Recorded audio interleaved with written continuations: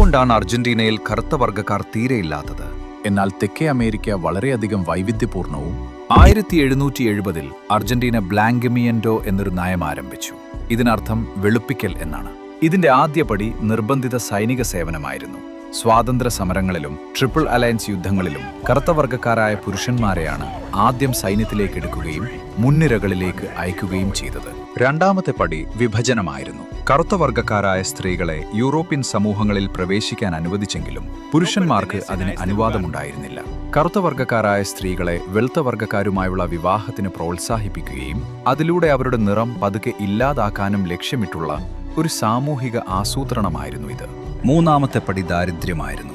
കറുത്ത വർഗ്ഗക്കാരായ പുരുഷന്മാർക്ക് വിദ്യാഭ്യാസം നിഷേധിക്കുകയും അവരെ ദാരിദ്ര്യത്തിൽ തന്നെ നിലനിർത്തുകയും ചെയ്തു. അതിനാൽ മഞ്ഞപ്പനി പോലുള്ള രോഗങ്ങൾ പിടിപെട്ട് അവർ പൂർണ്ണമായി ഇല്ലാതാകുമെന്ന് ഉറപ്പാക്കി.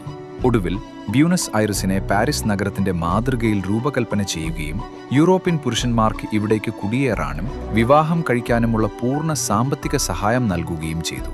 1770-ൽ 90% കറുത്ത വർഗ്ഗക്കാർ ഉണ്ടായിരുന്ന അർജന്റീനയിൽ ഇന്നത് 1%-ലും താഴെയായി ചുരുങ്ങിയിരിക്കുന്നു.